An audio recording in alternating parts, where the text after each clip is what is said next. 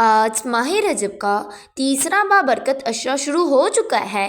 جو شخص بھی ماہ رجب کے تیسرے عشرے کے پہلے 3 دنوں میں کسی ایک دن یعنی 21، 22، 23 کسی 3 دنوں میں ایک دن یہ عمل کر لیتا ہے، اللہ پاک سے لاکھوں مانگتا ہے تو لاکھوں مل جاتا ہے، اس کی ضروریات پوری ہو جاتی ہیں۔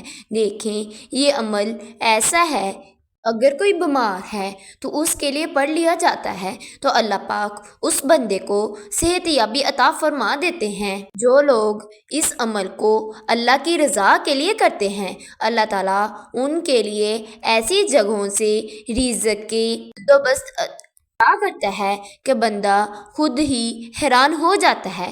آپ نے کرنا کیا ہے؟ آپ اس وظیفے کو بدھ، جمعرات، جمعہ کسی بھی دن کر سکتے ہیں۔ آپ نے ایک دن اس عمل کو لازمی کر لینا ہے۔ یہ عمل کر لیں، انشاءاللہ آپ کی زندگی بدل جاتی ہے، مقدر سنور جاتا ہے، تقدیر بدل جاتی ہے۔ وہ دن آ گیا ہے جس کا لوگوں کو انتظار تھا۔ دیکھیں، پہلا عشرہ پھر دوسرا عشرہ یہ ختم ہو گئے ہیں، اب تیسرے کا آغاز ہو گیا ہے۔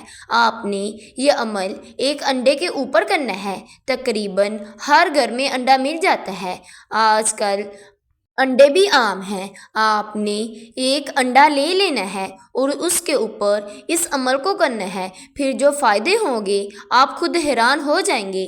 آپ کے گھر میں سے تمام آفتیں، تمام مصیبتیں ختم ہو جائیں گی، تمام مشکلات ختم ہو جائیں گی۔ آپ نے باوضو ہو کر مصلی پر بیٹھ جانا ہے اور آپ نے سب سے پہلے نمبر پر پڑھنا کیا ہے؟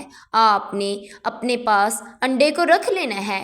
انڈے کو آپ کسی سفید کاغذ کے اوپر رکھ لیں اور آپ نے اس عمل کو شروع کر دینا ہے۔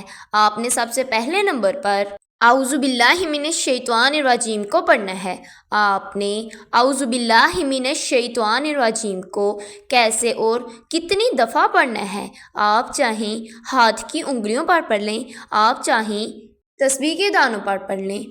آپ نے اعوذ باللہ من الشیطان الرجیم کو 10 مرتبہ پڑھنا ہے۔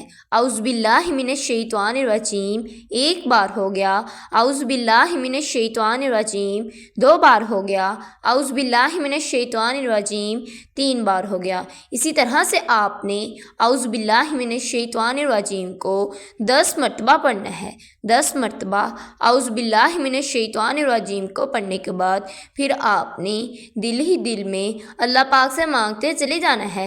آپ نے اپنے مقصد کی نیت کر لینی ہے۔ دیکھیں، اللہ تعالیٰ نے قرآن پاک کے بارے میں ارشاد میں فرمایا ہے، دوستو، اس قرآن مجید کی اس آیت مبارکہ کو کئی ایک بار پڑھ لیتا ہے، جو بھی پڑھتا ہے اس کے حالات بدل جاتے ہیں، اس کی زندگیاں بدل جاتی ہیں، اس کا مقدر سنور جاتا ہے۔ اس لیے جو شخص بھی اپنے مقدر کو سنوارنا چاہتا ہے، اپنی قسمت کو بدلوانا چاہتا ہے، رب کے خزانوں سے مالا مال ہونا چاہتا ہے، آپ نے صرف انڈے کے اوپر اس عمل کو کر لینا ہے۔ یاد رکھیں، آپ اس عمل کو ان 3 دنوں میں سے ایک دن کرنا ہے۔ اس عمل کو آپ چاہیں دن کے وقت کر لیں، آپ چاہیں رات کے وقت کر لیں۔ یاد رکھیں، آپ نے سورج نکلنے سے پہلے پہلے کرنا ہے اگر آپ نے دن کے وقت کرنا ہے۔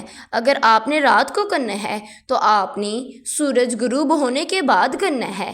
بہترین ہے آپ اس عمل کو رات کے وقت کر لیں۔ آپ نے اعوذ باللہ من الشیطان الرجیم کو 10 مرتبہ پڑھنے کے بعد پھر آپ نے بسم اللہ الرحمن الرحیم کو پڑھنا ہے۔ بسم اللہ الرحمن الرحیم کو آپ نے کیسے اور کتنی دفعہ پڑھنا ہے؟ بسم اللہ الرحمن الرحیم ایک بار ہو گیا، بسم اللہ الرحمن الرحیم 2 بار ہو گیا، بسم اللہ الرحمن الرحیم 3 بار ہو گیا۔ اسی طرح سے آپ نے بسم اللہ الرحمن الرحیم کو بھی 10 مرتبہ پڑھنا ہے۔ دوستو، یاد رکھو، یہ وظیفے کا عمل ہے، آپ نے اس کو لازمی پڑھنا ہے۔ آپ نے اعوذ باللہ اور بسم اللہ کو 10 مرتبہ پڑھنے کے بعد پھر آپ نے اس انڈے پر پھونک مار دینی ہے اور آپ نے کرنا کیا ہے؟ دیکھیں میرے بھائیوں اور میری بہنوں، تیسرا عشرہ شروع ہو چکا ہے۔ یہ بہت ہی بابرکت عشرہ ہے جس میں اللہ تعالیٰ نے اپنے حبیب صلی اللہ علیہ وآلہ وسلم کو سفر معراج کروائی، یعنی حضور سفر معراج پر تشریف لے گئے، جہاں حضور نے جنت کی سیر کی، دوزخ کا مشاہدہ کیا۔ سب سے بڑھ کر اللہ تعالیٰ نے اپنا دیدار آقا صلوات والسلام کو کروایا، تو آپ نے اس عمل کی ابتدا اس طرح کر دی۔ آپ نے قرآن پاک کو پڑھنے کا حکم دیا، یعنی قرآن پاک پڑھتے وقت بھی اعوذ باللہ اور بسم اللہ کو پڑھ لیا جاتا ہے۔ یہ حکم الہی ہے۔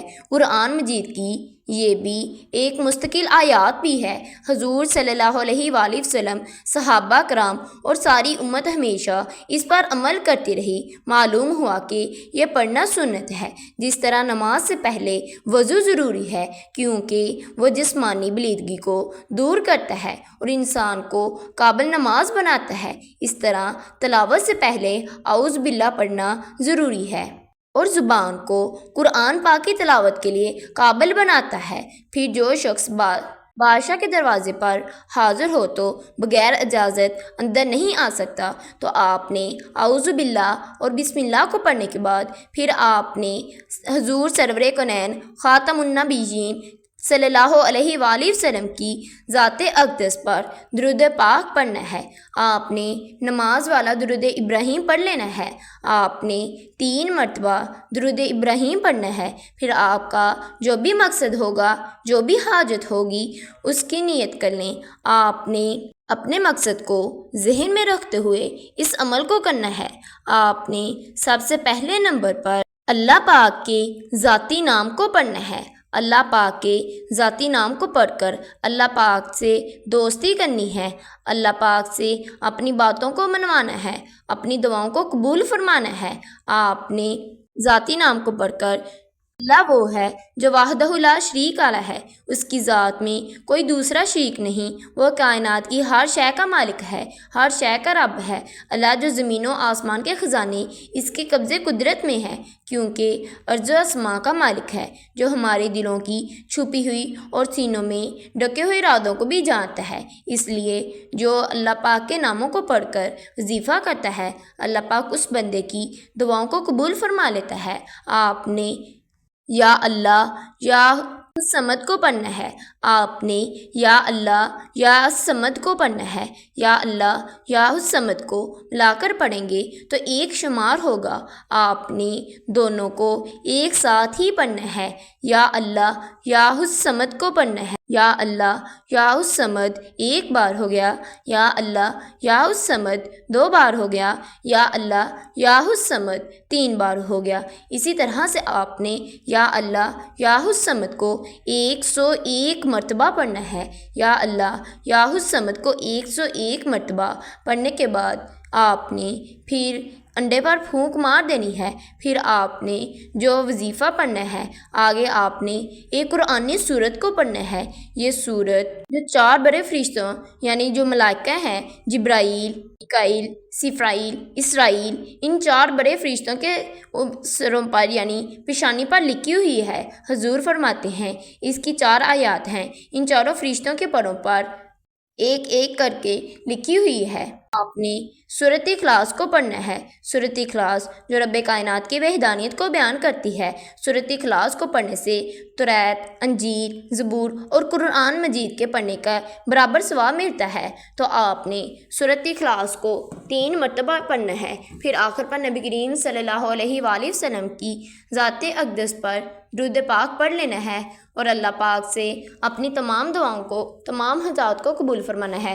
پھر آپ نے اس انڈے کے اوپر پھونک مار دینی ہے۔ اس انڈے کو آپ نے 3 دن اپنے گھر رکھنا ہے۔ پھر رکھنے کے بعد پھر آپ نے اسی کاغذ میں لپیٹ کر کسی درخت کے نیچے اسے دبا دینا ہے۔ پھر اس کی جو برکت ہوگی، آپ کے گھر میں سے غذا کی کبھی کمی نہیں آئے گی۔ انشاءاللہ آپ کی تمام تنگ دستیاں ختم ہو جائیں گی۔ اگر آپ نے میرے چینل کو سبسکرائب نہیں کیا، میرے چینل کو سبسکرائب کر دیں۔ اللہ حافظ۔